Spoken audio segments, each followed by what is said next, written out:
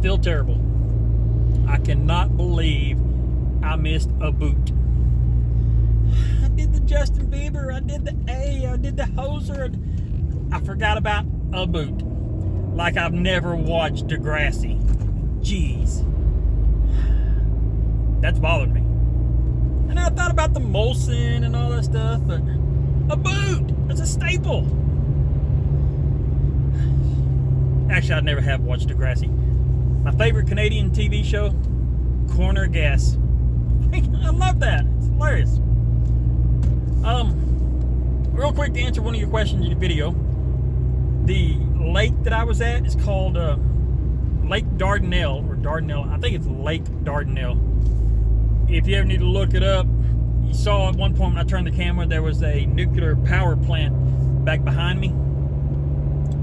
It's the only nuclear power plant in Arkansas, so it's not hard to track down. But and I get that, you know, you got busy, you got things to do, and I don't expect an instant reply, so don't feel sorry. I know you're Canadian, you can't help yourself. But if this had been pen and paper, you know, you're talking days to deliver, days to reply, days to get back, so don't expect instantaneous. But you're talking about putting your camper up for the winter. Yeah, we don't do that here. Winter's when we go camping.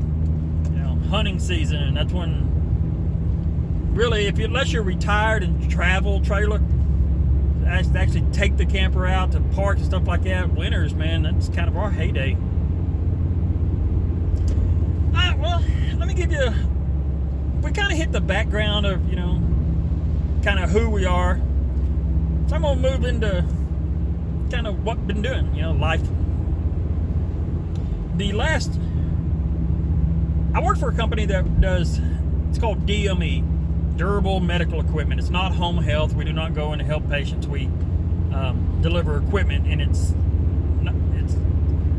non-invasive ventilators is what I do as a respiratory therapist. And that's most of what I do as a respiratory therapist. But the company I'm in, I hate to say they've been raided, but they've been raided twice, like in the last month, from their corporate office. One of them, I honestly don't know what it was about. It was like an inquisition. Then the second one was a direct result of that inquisition. They found some things we want. I'm like, okay, this is kind of making me twitchy. And about that time, a friend of mine called. He works in a hospital, and he said, listen, would you be interested in coming in and taking over the department? You know, managing this department. I'll come talk to you. I'll talk to you about it, you know, job. I'm never one to just pass up an opportunity to at least have a conversation about it. So I go and I talk to the person. And this is Friday, the 25th right now. And they called me just a few minutes ago and asked me if I wanted the job. So now it's kind of, which way do I want to do? It's something which I'm very familiar with. I managed the department that I left before I took this job. This one, the home outdoor, it offers a lot of freedom, as obviously I'm working right now as I'm driving around just shooting the breeze. So a lot of freedom. You kind of make your own schedule, so that's nice. And kind of thinking about going back into something a lot more structured. So it's kind of which way you want to go. I'm probably going to take the weekend to kind of figure it out.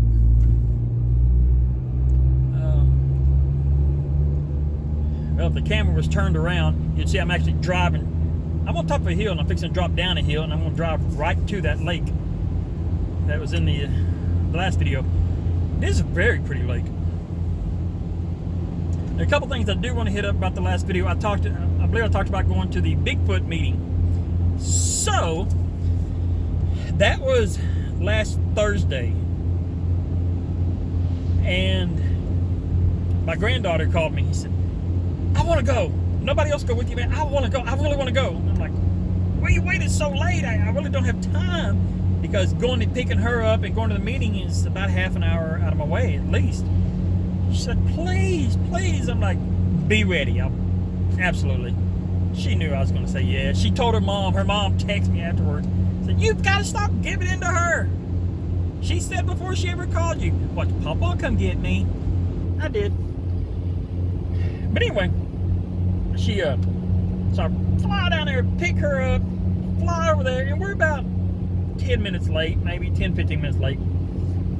And we get there, and there's at least probably 24 people in the parking lot. I'm thinking, wow, quite the turnout. But I noticed they're getting in cars, and kind of leaving. I'm like, surely it can't be over, 10 minutes. Well, we park, and I walk up there, and I see this guy, and he's putting stuff in the back of a trailer. And this is the guy, obviously, that's doing it. He's putting like a projector, all these boxes of shirts and cups and stuff like this. I'm like, what the heck? And I mean, he had a huge presentation, a whiteboard, and all kinds of stuff. I'm like, there's no way he did this in 10 minutes. And I don't know if it's just me or what, but on my video right now, I look really, really red. It's almost like I got a tint on the camera. Okay, that's better. Anyway, tangent. But I went to him and I asked him, I said, you done? He said, we didn't get to do it. He said, when I talked to the owner, he was fine with it, but the guy managing tonight ain't having it. So, okay. I said, you still sell a shirt? He's like, well, I can't. I would, but I don't want to do it here in this parking lot. About this time, this older man came up. He said, oh, crap. There are 4 deer crossing the road here. Hopefully you can see them. I know y'all probably have moose. For us, it's white-tailed deer. So, this old man comes up, and he says, so what happened in there? Well, that guy just said we couldn't do it. He said, there ain't no such thing. And that old man said, well, what about us, the people that, have seen these sightings? I said, yeah, I asked him about that, and he said we were just a bunch of liars. I said, well, I had an encounter. Back in 1979, I'm like, okay, and I'm out. Man, I would have loved to have seen all these crackpots. So as we're walking back to the car, my granddaughter, she's walking with me, and this guy and his son, the son's probably 18, 17, 15, somewhere around there, teenager. He walks up to me and says, excuse me, or the dad, I guess. He said, excuse me. He said, did y'all have an encounter? I'm like, no. Then it got creepy, because it wasn't like, hey, hey, did y'all have an encounter? He's like, excuse me, did y'all have an encounter? I said, no. He said, they're real. They're out there. I've been working on this for 2 years, been studying it. And I'm like, alrighty, honey, let's get in the car. Let's go. It's like, dang it, I miss these crackpots. But I got the dude's card. I'm gonna find the next time he has a meeting. I am so jazzed about going to one of those now, man. So disappointed. And it's funny is, I'm not one of those people that go to those UFO sightings, Bigfoot, things like that. I just thought it was funny. I just wanted to know. I wanted a shirt. But, and I say that, and the next thing I fixed to say, pretty much going to contradict what I just said. So, 2 weeks ago, we went to they had like an open house walking tour. What it was, this, some kind of charitable organization, study group, something like that, and a preservation of antique buildings or historical sites, something like that. They had this walking tour of what's called the Arkansas Tuberculosis Sanatorium. You can look that up. It's just about 15 minutes, 20 minutes from my house.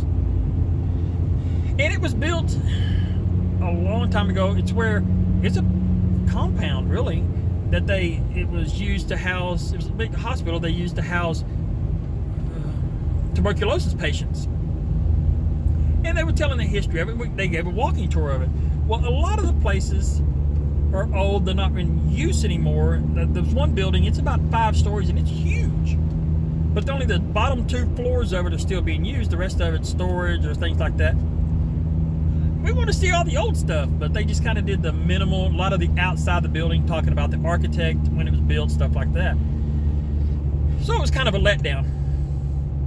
Well, my oldest daughter, Ashley, while she was with us, she's on Facebook looking at it, and it turns out they are doing these haunted ghost tours of it, the place.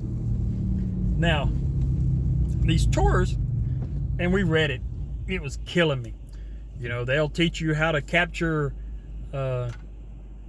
ghost orbs, and just, it's a thing.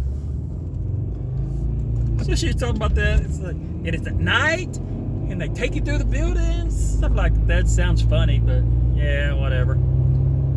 So they did the first weeks of them. Then she called me and said, they take you through the old buildings. You actually go up on the roof of that one, and I'm like, sign us up.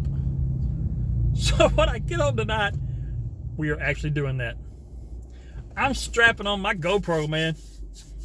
I'm gonna record this. I have got to see these, because if you ever watch those ghost shows, and they're popular on Discovery Channel and stuff like that, and it's always, shh, do you feel that? Yeah, of course you feel that, because you can't prove that on TV. But I'm just so looking forward to this tour. Speaking of that, they actually had one of those Discovery Channel ghost hunters, or whatever they call them. They've actually been to a place about an hour and a half from me, called the Crescent Hotel up in Eureka Springs. If I get my daughter invested in this, we're going to go do the ghost tour up there. It's just, we're on a roll. I guess it's the Halloween season that's doing it to us. Something about it. If it hadn't been October, we'd never thought twice about it. Now we're hooked. But didn't get to see Bigfoot. Maybe we get to see a ghost. So yeah, you can tell I'm really taking this weekend serious to evaluate the employment future. We're gonna go get just some orb lights, or whatever they call them.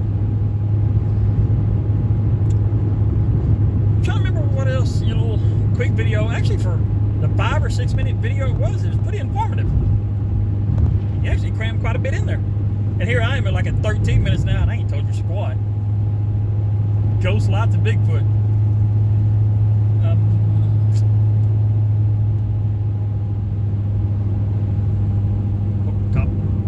But I do agree with you about taking the highway as opposed to back ways, because we live, actually I'm on a highway right now, out in the woods, obviously deer running by. If it wasn't for a couple of trees, I could see an interstate. And y'all don't have interstate, you said it was highway something. I know y'all have Providence, but y'all don't have states at all, do you? But if it wasn't for a couple trees, we'd have there's an interstate right beside me. I can see it. I mean, it's not 100 yards from me. But any opportunity I can, I'm same way. Back roads, crooked back roads through small towns, stoplights. Give me that over somebody I just work with. Give me that over just a plain interstate with the on and off ramps. I'll take 2-lane country roads all day. I'm a fan of that. That's one of the reasons I kind of like this job, because I go out in the middle of nowhere on a lot of 2-lane country roads. But during the summer, I do that a lot on my days off. You know, motorcycle, just drive. Living where I live, lots of forest, lots of national forest, lots of crooked mountain roads. As a matter of fact, the first national park in this country, before there was such a thing as a national park, the first land set aside for the government for recreational use is about an hour that way, Hot Springs. So we got a lot of parks, or a lot of national wildlife reserve, national parks, federal land, you know, a lot of woods. We have trees, is what I'm trying to say. This conversation really went off the rails. I'd like to do the Canadian thing and apologize, eh? Go get me some maple syrup. Oh! I don't know why maple syrup reminded me. You were talking about beer. Okay, here's my story.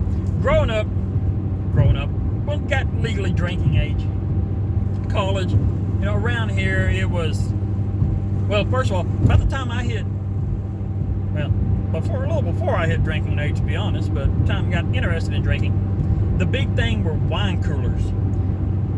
And I had a conversation this morning, apparently that's still a thing. But what I'm talking about, when wine coolers really hit, I mean, Bruce Willis doing the advertisement for Seagram's with the harmonica, the two old guys on the porch, you know, wine coolers. They were everywhere. I mean, they were more wine coolers than soft drinks in convenience stores. That's when it really kind of hit. When I like got interested in, you know, any interest in drinking. But when it got to beer, really, it was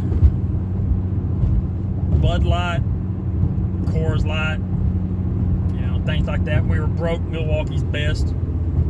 When we had money, Michelob Light, always light for some reason. So that was really the introduction for beer. Then, you know, those micro breweries became popular years later, and now craft breweries are a thing. Never really got into it until a couple of months ago. And I found out up the highway from us, up around Fayetteville, University of Arkansas, they have a lot of those craft breweries, and they have what's called an ale trail, yeah, where they give you a book, a passport book, and there's 15 of those breweries up there, and every time you go to one, they stamp one, and you get all enough of them, you send that book in, and you get a prize. I'm really hoping it's a t-shirt or some beer. So we've been doing that. So I've kind of, you know, moved on from the Bud Light nonsense, and I don't want to say getting into craft beer because I don't want to seem like a hipster, but, you know, developed a fondness for it, or kind of developing at least a taste for it, and see, hey, it's out there, let's check it out. That, and also whiskeys. Not like a huge hardcore drink or anything, but I was watching, there's a lot of whiskey reviews on YouTube. Man, you can learn anything on YouTube. I think medical school is a waste of time. You got a couple of days spent on YouTube, you can figure out how to do it. But anyway, so we've been discovering different whiskeys and beers. Again, not to get drunk, just taste, see what's out there. It's kind of neat.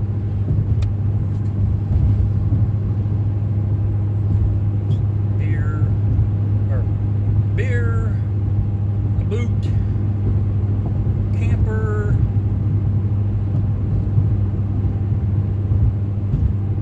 back roads. I'm trying to cover everything you covered in a whole lot more time, obviously. But anyway, this is just a quick little, this is a rebuttal to your quick little video, just telling you, hey, get to it when you get to it. I get it.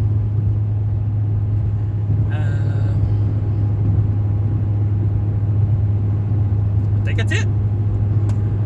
Oh, one last thing I think you mentioned. I think we are actually in the same time zone. I know ours is Central, is what it's called here. I don't know what it's called in yours. But if you're on the same time zone, I think you're on the same time zone as Chicago,